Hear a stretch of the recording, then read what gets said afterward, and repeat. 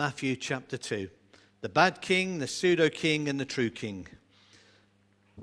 It was in December 1903, after many failed attempts, Wilbur and Orville Wright were at last successful. They got their flying machine, that's what they called their plane, off the ground. They tossed a coin as to who would fly it, and Orville won the bet, or got the flip of the coin, and so he was the pilot. And if you want a bit of trivia, the wingspan of a 747 jumbo jet is longer than their actual flight, that first flight. But they actually did it. They succeeded. They defeated gravity and flew the first aeroplane. So thrilled that they sent a telegram. That's kind of an early form of email for those younger ones. They sent a telegram to their sister Catherine. And these were the words on the telegram. We have actually flown 120 feet. We'll be home for Christmas.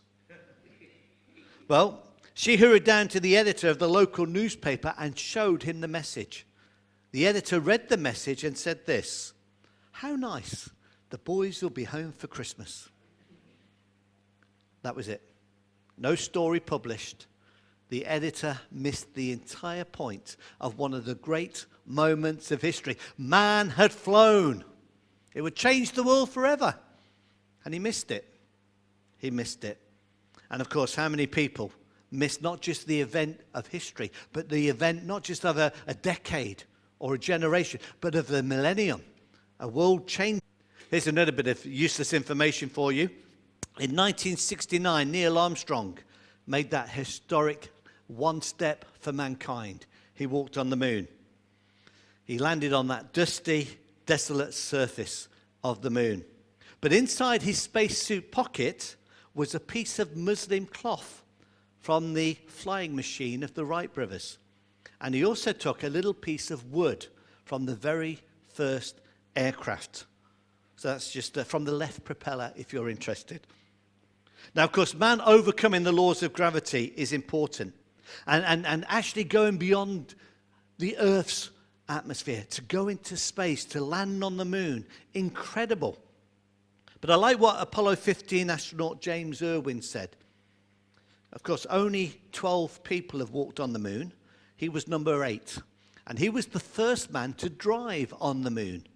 And James Irwin, who drove the lunar rover spacecraft, some 238,000 miles from planet Earth, said these words: "The greatest moment in history was not when man walked on the moon, but when God walked on the earth." Not when man walked on the moon. He's experienced it, one of 12 people. But he said an even greater event, when God walked on the earth. James Irwin was raised in a Christian family, but had rejected it all. But when he got on the moon and he saw the vastness of the universe, and he saw planet Earth and how you could just put your hand in front of your face and block it out, it made him realize how small and insignificant he was. And he came to faith in Jesus Christ on the moon. On the moon. And he said those words. Now, Christmas wouldn't be Christmas without a nativity scene. And I've got the good, the bad, and the ugly ones for you to enjoy or to be disgusted at. Okay? So it's only a little bit of humor, a little bit of fun. I hope you'll like it. But in a shop window is this nativity scene. And it's one made up of Hoovers, little Henrys, etc., etc. And for Colin's benefit, a description is you've got 6 Hoovers there of various sizes, all depicting the characters from the nativity. So it's a nice shop window display. Well, people go quackers at Christmas, and this is a duck nativity. A duck nativity. Again, you've got all the characters, but they are all ducks. So I know we have crackers at Christmas, but they've gone quackers, okay? How about this one? This is a balloon nativity. If you've got leftover balloons, don't throw them away. You can creatively create a nativity scene. Or this one. Talk about going to the dogs. Yeah. Mary looks a bit rough, doesn't she? But the others look quite happy there. So you've got a dog nativity there. How they got them all to stay still for that photograph, I do not know. But it's good to see the tea towels and the blankets back in fashion, isn't it? Or this one. This is a Coca-Cola nativity, and you can get a personalized Coke can, and they've done that there with the different names to the characters all around a little manger. Or a kind of a cupcake nativity, one you can actually consume.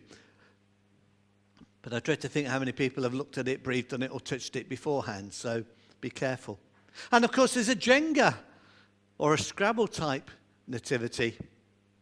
And I think this is my favorite, just because from a comic point of view, or a where is the world going point of view.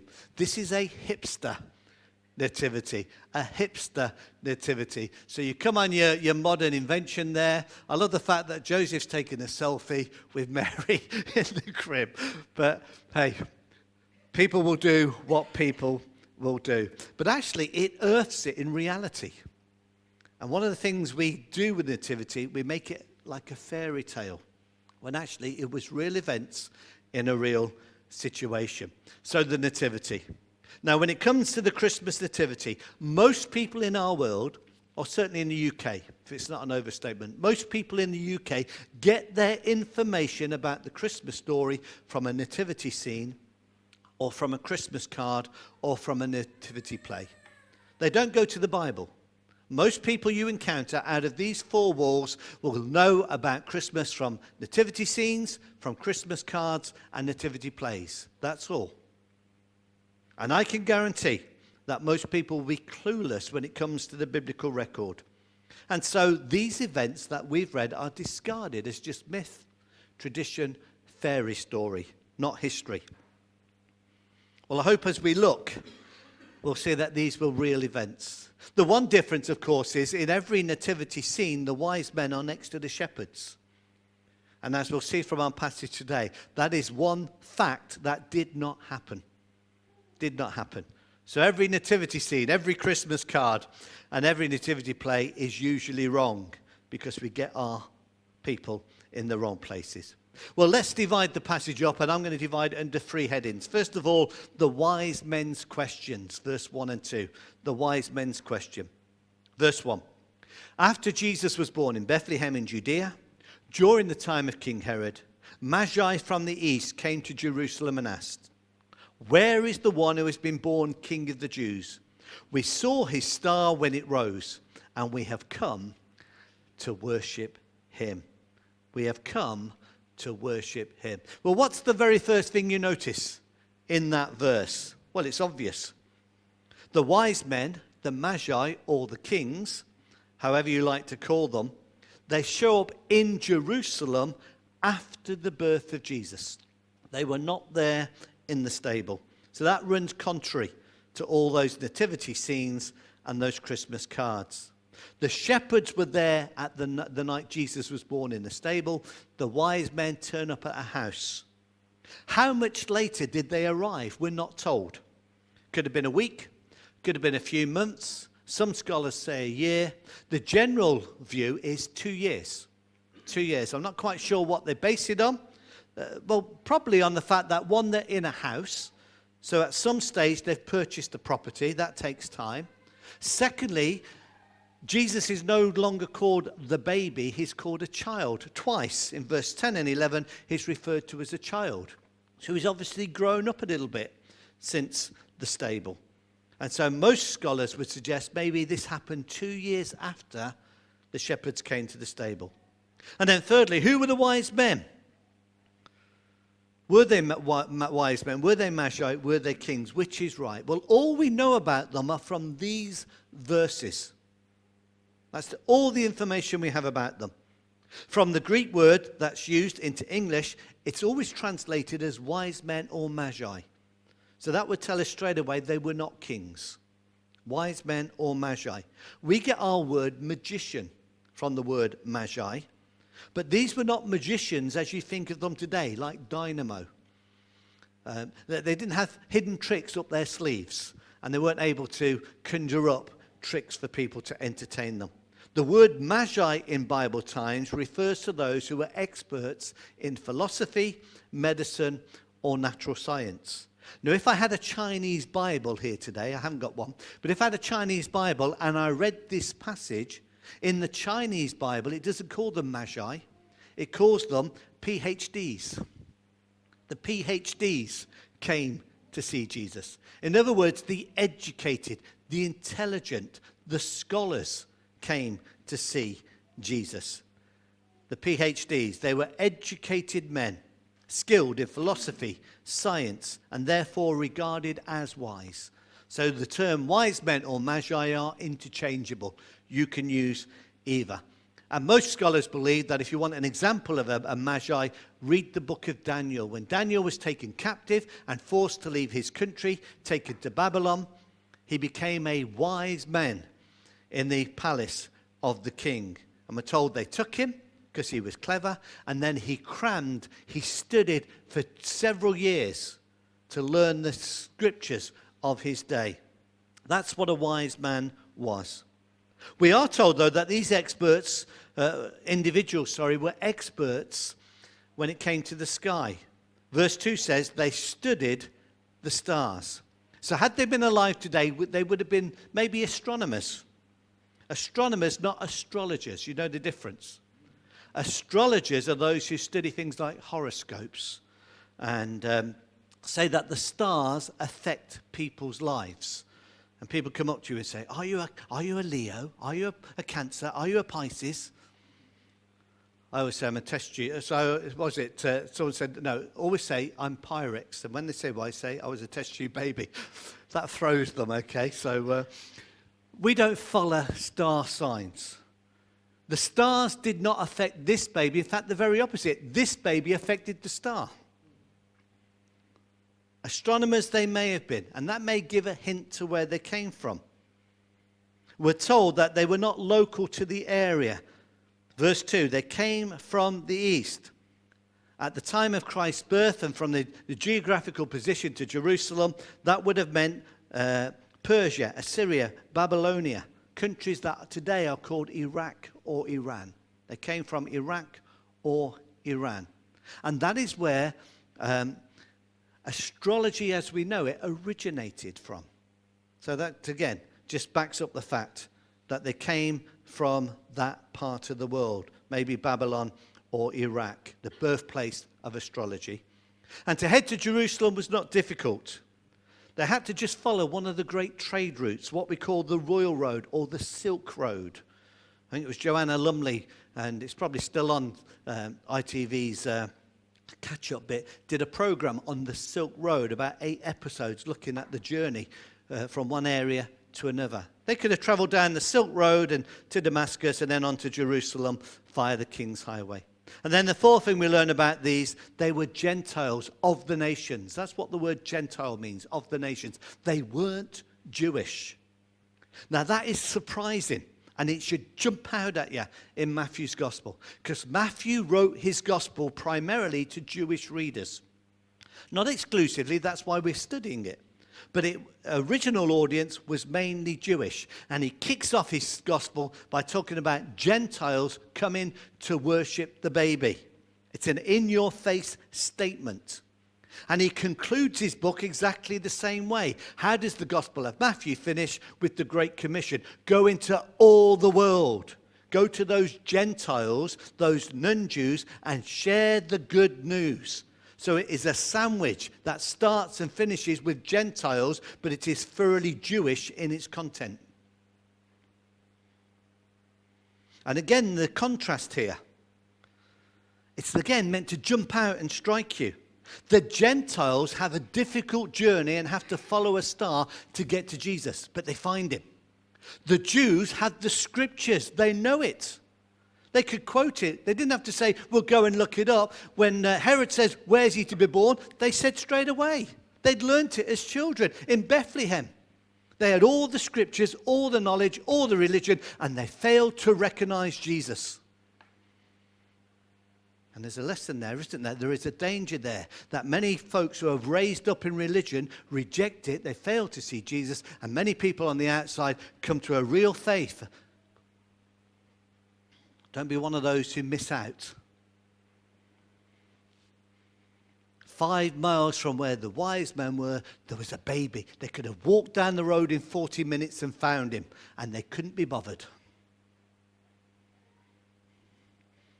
And this is the so-called people of God. But from my experience, to our shame, often the Gentiles outperform us in their loyalty and their commitment to causes. Okay, so that's the first one, the wise men's question. Here's the second key point, the foolish man's reaction. That's Herod in the story, verses 3-8. When King Herod heard this, he was disturbed, and all Jerusalem with him. Who was King Herod? Herod the Great is one of the central figures, the baddie in the narrative, in the Christmas story. He got the job. He was allowed by Rome not only to rule in that area, but to take upon himself an important title. Herod called himself the King of the Jews. The King of the Jews. That was the title he owned. And Herod and his sons ruled in Judea before Christ was born and through the life of Jesus. And we encounter his relatives. Herod is a clan name. We encounter other Herods in the book of Acts at the time of the Apostle Paul. So they were a wealthy, important, influential family. Herod is a strange mix of clever, efficient ruler and cynical tyrant. It's a strange combination. On the positive side, he did a lot for Judaism. On the positive side, he was a great builder. He built Herod's temple. He restored and he rebuilt and the beauty of that temple, magnificent building. Well done, Herod. Pat on the back. That's positive. On the negative side, he was constantly fearful of conspiracies, people coming to take his throne. As a result, he executed his first wife, Marianne, suspecting she might be plotting against him. He murdered his mother-in-law for the same reason. His eldest son, he killed because he feared he might take his throne. And then just to add flavor to the mix, he killed 2 more of his sons who he thought might rival him for the throne. So he's a nasty bit of work. And Emperor Augustus quipped, "It is better to be Herod's pig than his son." It is better to be Herod's pig than his son. In other words, as a Jew, he won't eat pork. So the pigs will stay alive. But if you're one of his relatives, you could lose your life at any minute. And so there was a standard joke. Better to be Herod's pig than his son. And if you want to know how mean Herod was, at the end of the life, he ordered his soldiers to round up all the leading figures of Jerusalem. He brought them together and he said, "The moment I die, you execute the lot of them." Because he said, "When I die, there'll be no weeping and wailing in Jerusalem. But the moment I die, you kill them, and Jerusalem will be full of weeping and wailing." That's how cruel Herod was. And as you'll see next week, to kill a few babies was not out of character for Herod. Nasty bit of business. But did you notice his reaction to the news of the Magi? Verse 3. When Herod heard the news, he was disturbed. He was shaken violently. It was Elvis Presley who had the hit, "All Shook Up." That's Herod. He was all shook up. And if you don't know who Elvis is, shame on you. Think of a washing machine on full spin. They rattle away, don't they? They shake up. That's Herod. He can't be calm. He's panic mode. He's all shook up, totally disturbed, as is Jerusalem. Because if Herod's not happy, the people of Jerusalem know they're going to be the ones who feel the repercussions. If Herod's happy, we're happy. If he's upset, prepare for danger. And what disturbed him?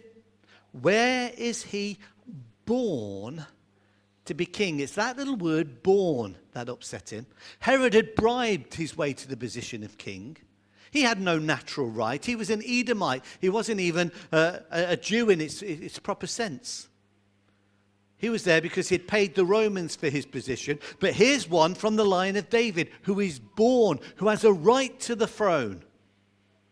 And Herod knows that, and he's terrified. And so are the people of Jerusalem. And then in verse 4 and 5, he gives an instruction to the scribes. One question, where is the child to be born?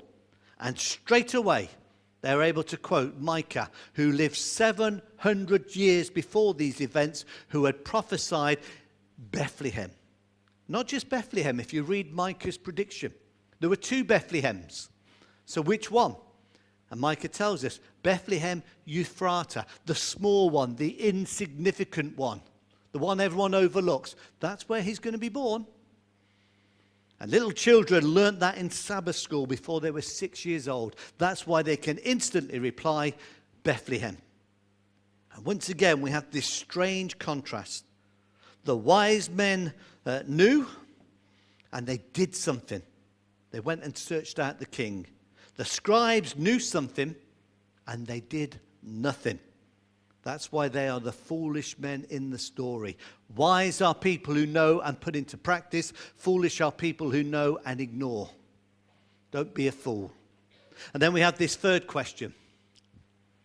The journeyman's adoration. The journeyman's adoration. Verses 9 to 12. You all know the rhyme, don't you? Twinkle, twinkle, little star. How I wonder what you are. Up above the world so high. Like a diamond in the sky. Well, it's nice poetry. If you want the scientific version, this is it. Scintillate, scintillate, global, vivific. Fain would I fathom thy nature specific. Loftily poised in the ether capacious. Strongly resembling a gem carbonaceous. Well, maybe science and poetry don't always mix. Science actually would suggest that these things didn't happen. You don't follow a star. It doesn't hover over a home. You don't get led from one place to another. So is this just poetry? Is it just a story? Or is it actually fact? Well, people have tried to explain the star. Alfred Edersheim, the Hebrew scholar, said if you study the stars, there is a conjunction of the planets, Jupiter, Saturn, and the constellation of Pisces. Well, that's what Edersheim said, this constellation. Others have said, no, it was a supernova. Supernova is when a star burns out. It doesn't fade out, it burns out, and it's what's left of the star. Others have said, no, it was a comet in Earth's rotation. Others have said it's a low-hanging, luminous meteor. There are lots of explanations out there, and every Christmas on some of the cable channels, you'll get a whole program on the Star of Bethlehem. What was it? Well, it could be any of those and none of them. Look at what the text says, verse 2. We saw his star. That suggests it's a one-off. It's not a general star. His star in the east. And the Greek word for star simply means radiance, brilliance, or bright light.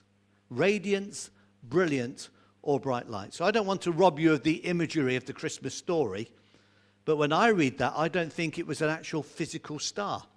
I think it was a light they followed. Maybe what the Bible called the Shekinah, the glory of God, that led them. It came and it disappeared. It appeared in certain places and not others. So I know it takes away the imagery of kings following a star, but they weren't kings anyway, and I don't think it was a literal star. I think they followed the light, just as God guided his people in the desert with a cloud of pillar and a cloud of fire. This was a radiance, a light that led them when they needed it. The important bit is why they came, and verse 11 tells us. Well, verse 2 and verse 11. Verse 2, we saw its star when it arose, and we have come to worship him. And then verse 11, on coming to the house, they saw the child, they bowed down and worshipped him. Do you know, if I was one of those wise men, I think I might have been a bit disappointed. They'd been in Herod's palace, splendor, even nicer than Solomon's. The glory of this palace, wow, just look at it. You ever walk into a cathedral and go, wow. And then you come to the Gospel Hall or Duncan Road Church, you think, well, it's very basic, isn't it? Where's the stained glass? Where's the altar? Where's, there's a contrast in the buildings. They've been in a palace and now they turn up at a council house. I think that's a bit of a disappointment, don't you? They left a king wearing a crown and they find a little boy with a wooden car or a little rattle in his hand. They left a king in fine robes and they find a little kid in basic clothes. They left a man sitting on a throne and they find a baby sitting on the floor, or a little child. They left a tyrant who could give orders and kill out and wipe people, and they see a child who can just about speak and walk. To the outward eye, you'd kind of be disappointed, wouldn't you, from what you've seen to what you end up at? But these people weren't disappointed. They saw divinity in that child. Here is the Christ, the promised one. Here is God incarnate.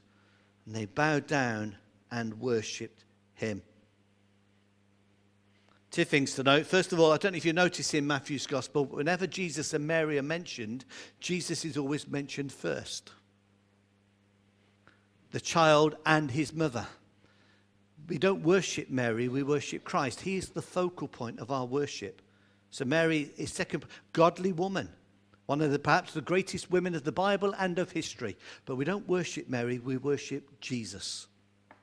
And the second thing is they come with gifts. They come with gifts. And when you, in ancient days, came before a monarchy, you brought a gift. You brought a gift. Now, this afternoon we're going to sing We Three Kings. And I avoid singing it often because I don't like to preach bad theology and I don't like to sing bad theology. And if they weren't kings, why should we sing about them? But actually, if you get over that one initial mistake, the rest of the carol is full of great theology. It unpacks these gifts theologically. It's a great carol. Gold pointing to his majesty. He's a king. Frankincense pointing to his deity. He is God. And myrrh pointing to his humanity. He's destined to die.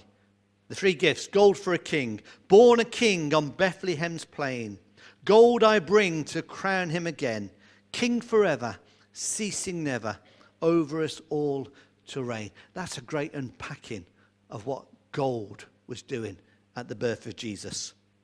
And again, from the very beginning, Matthew 2 verse 2, where is he born King of the Jews, to the very end, when they put a sign on his cross, this is Jesus, King of the Jews. Matthew points out to us the kingship of Christ throughout his gospel. Frankincense for a priest. Frankincense and more to offer have I. Incense owns a deity nigh. Prayer and praising, voices raising, worshipping God on high. Frankincense was used in the temple. It was always associated with priests. And what is the job of a priest? It is to bring us in touch with God and to offer sacrifices. And then myrrh. Myrrh is mine, its bitter perfume, breathes of life, of gathering gloom, sorrow, sighing, bleeding, dying, sealed in the stone-cold tomb. Again, they bring this perfume of myrrh to a baby full of life. They bring an object of death. You remember in John's Gospel, Joseph of Arimathea and Nicodemus come for the body of Jesus. And what are they bringing with them? We're told they come with a mixture of myrrh and aloes. Myrrh for a dead body to embalm it. Here's a baby full of life and they bring myrrh. This baby is born to die. Born to die. So 3 great gifts for a unique baby. You know, just as we finish, let's give it a final application. 3 things to remember from the story. Number 1, if the wise men can find Jesus, so can you. If the wise men can find Jesus, so can you. Think of how many barriers they had to overcome to get to the baby. The cultural barrier, they were Gentiles, he was a Jew. The distance barrier, they were far away. The language barrier, they spoke one language, he spoke Aramaic. There was a hostile king, indifferent religious leaders, but they broke down every barrier to get to Jesus. Because those who seek him find him. And if you seek him this morning, you can find him. But don't just look casually. You seek him with all your heart. So application number 1, if the wise men can find Jesus, so can you. Application number 2, if God can use a star to reach these magi, then he can use anything to reach anyone. God can use a star to reach these magi, he can use anything to reach anyone. One of the things I love about pulling people up on a stage, we do it all the time on camp, we ought to do it a bit more here, is to get people up and say, how did you become a Christian? And the variety of ways. I was in church and a preacher spoke. I was in my bedroom and it was quiet and my conscience spoke to me. I was reading the Bible. I was watching a Christian film. I was reading a book. It was somebody's testimony, looking at the life of someone. There are many, many, many, many, many ways to Jesus. But the Bible says there's only one way to God. That's through Jesus. I am the way, the truth, and the life. No one comes to the Father except through me. God can use a star. God can use a preacher. God can use many ways to bring you to Christ. But you only get to the Father through the Son. And then finally, if the wise men offered Jesus gifts fit for a king, so should we. If the wise men offer Jesus gifts fit for a king, so should we. What does he want? Well, Christina Rossetti, in her lovely poem, said, what can I give him, poor as I am? If I were a shepherd, I would bring a lamb. If I were a wise man, I would do my part. Tell, what can I give him? I give him my heart. Well, it's nice poetry, but what does it mean? The Apostle Paul nailed it on the head in Romans 12, verse 1. He said, therefore, when you realize who Jesus is and what he's done, therefore, brothers and sisters, in view of God's mercy to you, offer your lives. Offer your bodies. See, the physical affects the spiritual. What we do with our bodies has a knock-on effect to us emotionally and spiritually. Offer your bodies as a living sacrifice, holy and pleasing to God. This is your true and proper worship. Hey, we give to God all that we have. Here am I, Lord, use me. Let me love you, let me serve you, let me follow you. That's the proper response. Let's pray. Lord, thank you for these wise men. We've read the story often. Help us to glean not just information, but may it challenge our hearts afresh this morning. So apply your word to each, to every heart. For we ask it in the name of Jesus. Amen.